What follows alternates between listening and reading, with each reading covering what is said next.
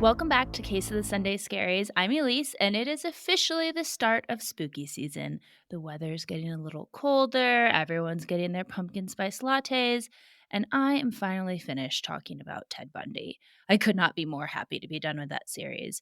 But during spooky season, we are going to be diving into the paranormal, the cryptid, and in today's episode, a little bit of history. We all grew up singing nursery rhymes, but those sweet little songs that we used to sing as kids actually have some pretty disturbing backstories. It turns out they weren't written to comfort children, they were often used to reflect the political, social, and morbid realities of the time. Today, we're going to look at 5 different nursery rhymes that have particularly creepy theories behind their origins. And by the end, I guarantee you're never going to listen to them the same way again. So let's kick things off with the rhyme most commonly linked to one of the deadliest events in human history. Ring around the rosy. Ring around the rosy, pocket full of cozy ashes, ashes, we all dead. Ring around the rosy. We all know this one. You might even remember, like I do, spinning in circles with your friends, holding hands, and singing it till you get to the conclusion of the song, and then everybody falls dramatically down. It's super fun when you're a kid. But plot twist, it's not so fun when you learn that it might just be about the frickin' Black Death.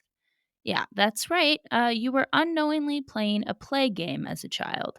The Black Death was a pandemic that mostly struck Asia and Europe, but reached globally in the mid 1300s. But in true spooky season horror, in October of 1327, 12 ships returned from the Black Sea and arrived in a Sicilian port. The people on the docks were met with a truly terrifying surprise. Most of the sailors were already dead, and the ones who were still alive were covered in big black boils that had pus and blood oozing from them. I guess I should have mentioned that you might not want to be eating during this little bit of the episode, so put your pumpkin spice lattes down, your muffins, whatever you're consuming. You're going to want to hold off for a little bit. Because when authorities saw the devastation on board these ships, they were like, you know what? It's a big no thank you for me. We do not want any of whatever the heck is happening here. This is not a fun October trick or treat surprise, so get the hell away from us. And they ordered all 12 ships with their deceased sailors and those on the brink of death to go back to the ocean and leave the harbor immediately. Unfortunately, it was already too late. Over the next 5 years, the Black Death would kill more than 50 million people in Europe, nearly a half of the entire continent's population. And because of trade routes, it went through Africa and Asia and devastated their populations as well. Oh, and a little morbid tidbit I found while researching this episode. Over in Asia, the Mongol army had quite an interesting strategy for biological warfare. When the plague hit their area, they would catapult the bodies of plague victims over city walls in an effort to infect their enemies. I guess you could say they were really throwing themselves into battle, quite literally. But how does all this relate to Ring Around the Rosie? Well, the line Ring Around the Rosie very likely refers to one of the first signs that someone had been infected with the plague. They would develop a rosy, itchy red rash. And if that wasn't gross enough, I mean, truly, that's nothing because after the rash came a whole kit and caboodle of other horrifying symptoms. Very quickly, those rashes became the least of your problems because as your fever was raging upwards towards 106 degrees, these gross called buboes would appear, some as big as an apple, in your neck, in your armpits, or in your no places. They would ooze pus and blood, which, oof, if you know anything about me, I'm not so great with skin stuff. I can't even get chemical peels because I end up like picking it all off of my face. I'm just not good at it. It gives me the heebie jeebies. And while I've never had the Black Plague, of course, last year I got bit in the armpit by some sort of spider and it swelled up big time. And I had to go get it lanced and drained. And then they painfully packed it with some antibiotic soaked gauze. And let me tell you, that hurt. That hurt real bad. So I cannot imagine being covered in boils in some of the real sensey areas of the body. And if all of that was not bad enough, then you would start vomiting blood. and the tissue of your fingers and toes would get necrosis, literally causing the blackening of your skin and the sloughing off of the dead tissue before eventually you succumb to a very painful death. That brings us to the next line in that nursery rhyme, a pocket full of posies, which is where it gets even more interesting. Back in the day, people thought that bad smells were the source of disease. So they'd carry around herbs, flowers, or spices in their pockets to ward off miasma, which was their word for the so called bad air that they thought was responsible for spreading the plague. But in reality, it of course was not a smell that was causing all of this chaos. It was the reason behind the smell that was the problem. Europe in the 1300s was a hygiene disaster of massive proportions. There was no indoor plumbing at this time, so people just took their chamber pots full of urine and feces and shucked it right out the window. Can you imagine? You're just strolling the streets trying to dodge flying poop? That would probably be enough to kill me outright, plague or no plague. People at this time were also not too keen on bathing. Early Christians considered bathing a temptation. And my years of Sunday school had me wondering if they got this idea because of little old King David, who got so enamored by seeing Bathsheba, somebody else's wife, taking a bubble bath on her roof, that he ended up committing adultery and murder. I guess throughout history, we have always blamed women for the dirty deeds of men. Some things never change, right? St. Benedict took it a step further, and he declared, "To those who are well, and especially the young, bathing shall seldom be permitted." With the majority of Europeans at the time being Christians, well, let's just assume that very few were enjoying a good soak. I've got to wonder though, does your nose become nose blind to your own stench at some point? How it does, for the perfume that you wear every day? Because I personally could not imagine crawling into bed with my hubby and getting a whiff of those pits that haven't been washed in years and being like, yeah, baby, let's enjoy some kissy kissy cuddly time. Ugh, no, thank you. All of this to say that hygiene was pretty non existent. And if you have ever been down on the subway of New York City, you know what loves a bit of a damp, dark, musty space: rats. And rats eat everything. And I am sure they were having a free for all with the trash and excrement being tossed into the streets. And you know what loves rats? Rat fleas. It was the fleas that were hitching rides on rats, spreading a bacteria called Yersinia pestis. And I probably pronounced that wrong, but I did my best. This was the bacteria that caused the plague. So, how this works is the bacteria that was in the flea, well, it would replicate really quickly. And as it built up in the flea, it would obstruct their guts, causing a blockage. Which, I mean, yeah, it's a flea, but I imagine it was quite painful. And the flea's getting pissed. It's starving, it's hungry. So, it's driven to try to clear this blockage on its own. And its way of doing that was to bite at the rat and then regurgitate. Hey, I warned you, you should not be eating during this episode. Anyway, it bites at the rat and then would regurgitate into the wound in an attempt to basically upchuck the blockage that the bacteria had caused. So then Mr. Rat is full of thousands of this bacteria that causes the plague. And they say that exposure helps build a good immune system. Well, these rats had a lot of exposure to a lot of things because they didn't give a hoot about the bacteria in them. I mean, they're used to eating trash and, well, everything else you would find in the streets at that time. The rats are just straight chillin'. They don't care, and that's step one. Step two in creating a widespread plague was that the fleas that are hitching a ride on Mr. Rat would then jump to that rather odorous human neighbor and give a little love bite. Then, bam, we have patient zero because everyone was all huddled together in these crowded cities. People are coughing, sneezing, touching the same surfaces as those that were infected, and now it's game over. People did not know about germs during this time, so they had some pretty interesting theories on why this was all happening. Many Christians and Muslims believed that the plague was a punishment from God, and men began forming these groups that went from town to town performing flagellants. No, not flatulence, those are two very different things. Basically, they would whip themselves or each other with large leather straps that had pieces of metal embedded in them.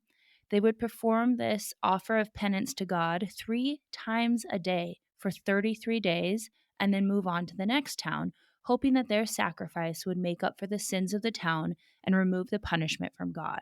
And I've got to commend the willingness to sacrifice for the good of others, but I think we all know this probably wasn't actually helpful. In fact, traveling from town to town probably only increased the likelihood of spreading the plague. We already briefly talked about the other, less religious theory that bad smells or bad air was the cause of the plague, which, in a way, I guess they weren't far off. They just didn't realize that it was the germs in the air that were the issue. So, what did they do to combat this? They thought, let's add some absolute nightmare fuel to this fevering person's last days by creating plague doctor masks. If you have watched any TV show that has a masquerade party or some sort of dark secret society storyline, you've seen these masks. The masks covered their entire face, and then they had this long beak like extension in the front. They looked like demonic bird people. They hoped these masks would filter the air, and so they would stuff herbs, flowers, and even vinegar soaked sponges into the beak before entering a patient's home. Let's just imagine this, shall we? You have a raging fever, and you're pretty out of it. You're also in incredible pain, and then you're shaken awake to see a black cloaked birdman performing what they considered medical treatment at the time, bloodletting, which, if you don't know what that is, they would literally cut you open and try to drain the body of the bad blood in order to cure you. I think I would just rather die. Thank you so much, demonic bird person. When doing this research, I could not help but draw some parallels to our recent experience with COVID. Basically, these bird masks were the doctor's form of PPE. But if you remember, there was also some wild theories being thrown around about how we could protect ourselves or even cure ourselves from COVID. And like they say, if you don't learn from it, history will always repeat itself. This takes us to the last line of the song: Ashes, ashes, we all fall down.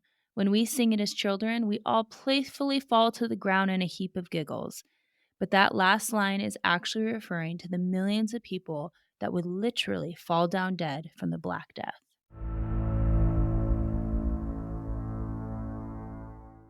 Let's jump into Three Blind Mice. This one seems like a fun little ditty about some unfortunate rodents, but the backstory is quite a bit more bloody. The rhyme is often thought to refer to Queen Mary I of England, also known as Bloody Mary. Queen Mary reigned from 1553 to 1558, but in those short 5 years, she left quite an impression. Honestly, I could probably do an episode just on her alone, but I'll try to keep this somewhat brief. Mary was the daughter of King Henry VIII and Catherine of Aragon, and from a young age, she had a pretty difficult life. Her father basically disowned her. Female children, they weren't much of importance, and they didn't matter much to royals that wanted a male heir. So when Queen Catherine conceived of 6 children, with the only child to survive being Mary, the king wasn't happy. And after 24 years of marriage and Catherine even pulling off some pretty incredible feats to protect England, did Henry keep his vow of marriage? Did he stay loyal to her even in his disappointment about not having a male heir? No, of course not. Henry had become obsessed with one of her ladies in waiting, Anne Boleyn. He wanted Catherine out, and because of their Catholic beliefs, he knew the only way to separate himself from Catherine and marry Anne and legitimize any children that him and Anne had was to get an annulment from the Pope. But how was Henry going to do this? The people loved Catherine. She had been by her king's side for over 20 years and faithfully served the country. So Henry had some plotting to do. And he remembered, hey, Catherine, when she was 15, was actually married to my brother Arthur. Yeah, the family trees back then were more like family circles. Arthur had ended up dying only 5 months into his marriage with Catherine. So Henry thought if he could prove that Catherine had consummated her marriage to Arthur during those 5 months, technically then he was married to his sister in law, which meant their marriage would be incestual. And the Pope would have to annul it. But the Pope was like, Henry, I get it. You're a lusty little devil, which is also a sin. But you want to get married to Anne and make it right so that you can be with her. The only problem is, Henry, how the heck would I know if Catherine and Arthur ever slept together? She's telling me that they didn't, and he's not around to say one way or the other. So, no, I'm sorry, but you're not getting an annulment, my guy. You got to stick with your wife. She's been good to you, and she's been good to the country. But of course, Henry was not backing down. So he says, you know what, Pope? You might be the head of the Catholic Church, but I'm the King of England. So I'm going to go ahead and say bye bye to Rome, bye bye to Catholicism, and make myself the head of the Church of England because I'm King Henry. I do what I want. I think I'm paraphrasing a little bit, but you get the point. King Henry sent Catherine off to exile, and he didn't even allow her to take her own daughter. She would never see her daughter again. And this sounds rough, but if you know much about Henry VIII, Catherine got a better fate than most of his wives. Henry had broken away from the Catholic Church, making England a Protestant nation. I've obviously heard the term Protestant numerous times, but I didn't really know what it meant. Basically, it covers most Christian denominations that are separate from the Catholic Church, like Lutheran, Baptist, and Presbyterian. I didn't know I was going to be doing a religious history lesson during spooky season, but alas, here we are. Let's get back to little Mary. Her dad is now broken away from the Catholic Church, and he said, "You're never going to see your mother again. But not only that, I'm going to disown you. I'm going to make you illegitimate. You will never be queen." Safe to say that Mary probably had some trauma, some attachment issues, if you will. And frankly, she's just disgusted that Daddy Dearest has broken away from the Catholic Church and only because he wanted to be with Anne. King Henry and Anne Boleyn got married and had a daughter named Elizabeth. But of course, Henry, once he had Anne, grew bored with her, and she also had not given him a male heir. So, since he was the head of the church now and could do whatever he wanted, he said, I don't want to be with Anne anymore. She was great for a moment, but I'm bored. So let's just go ahead and kill her to remove the problem, okay? Okay, thank you so much. Henry then married a woman named Jane Seymour, who finally gave him a male heir. Unfortunately, she would die in childbirth. Henry then married his sixth and final wife, Catherine Parr. Yeah, if you're wondering how we got to six, let's just say I'd be here all day if I went through all of his wives. But Catherine was a pretty nice woman. She was really focused on getting the family back on the right track.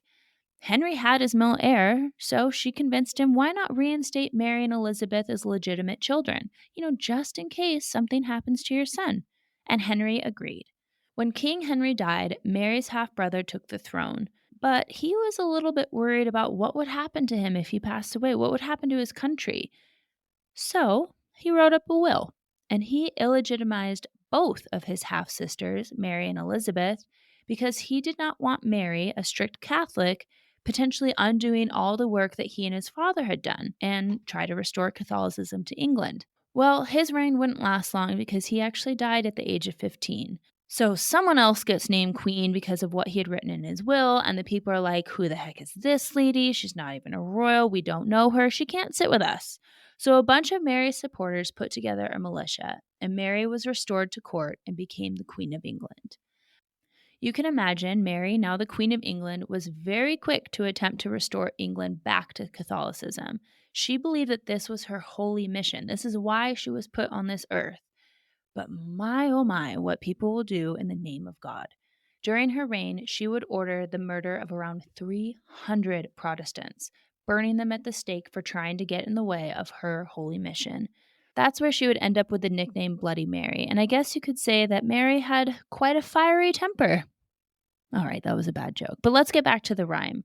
The three blind mice are thought to represent three Protestant noblemen: Hugh Latimer, Nicholas Ridley, and Thomas Cranmer, who were accused of plotting against the Queen.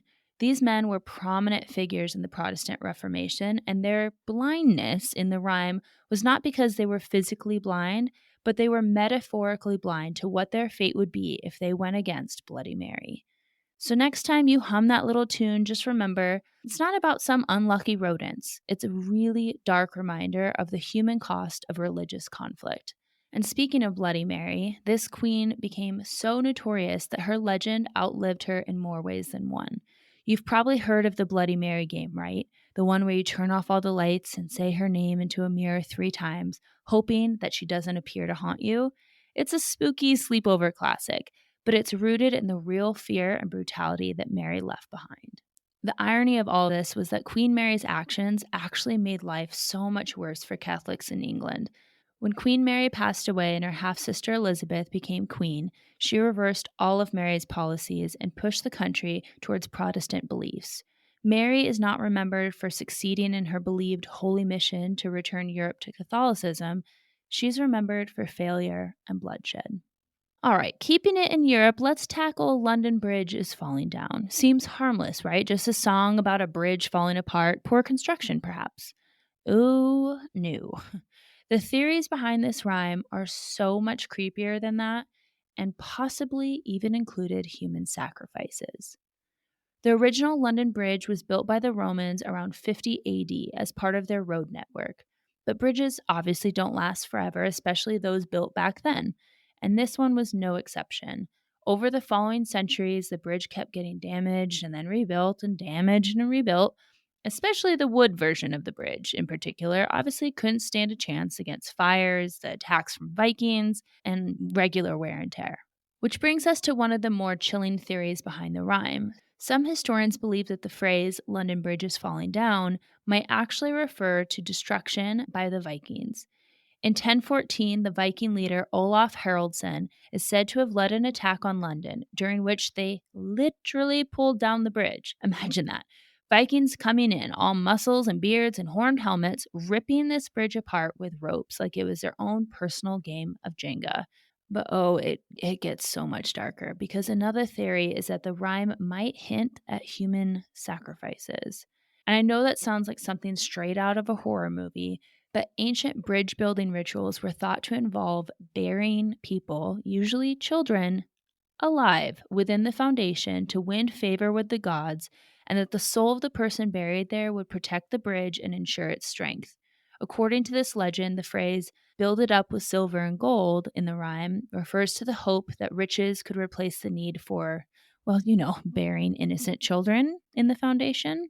I know this might sound a bit far fetched, but there's actually stories from all over during this time of this actually occurring. A famous legend in Romania said that the builder, Manole, could not seem to get the infrastructure for his monastery correct. It just kept collapsing. He thought his project had to be cursed. So he and his workers decided to sacrifice a human by burying them alive in the walls of the monastery. And guess who he chose as his sacrifice? It's always the husband, right? He chose his wife. He's building a monastery to worship God and murdered his wife in the process. Like I said, the things some people do in the name of God are just wild. But maybe this theory is how we got not only the nursery rhyme, but the children's game attached to it. Generally, two kids hold their arms in an arch while their friends march under it, singing London Bridge is falling down, falling down. But when it gets to the last line of My Fair Lady, the children acting as the bridge lower their arms, capturing the child. Yikes, right? The people of London had enough. They did not want to keep rebuilding this bridge that kept falling down. And an American businessman bought it. He had it shipped to America and rebuilt it brick by brick in Arizona, of all places. I had absolutely no idea that the bridge on Lake Havasu is actually the original London Bridge. So, legend or not, if you ever find yourself at Lake Havasu and you're crossing a bridge, just remember that that bridge might have a lot darker of a history than any of us realized.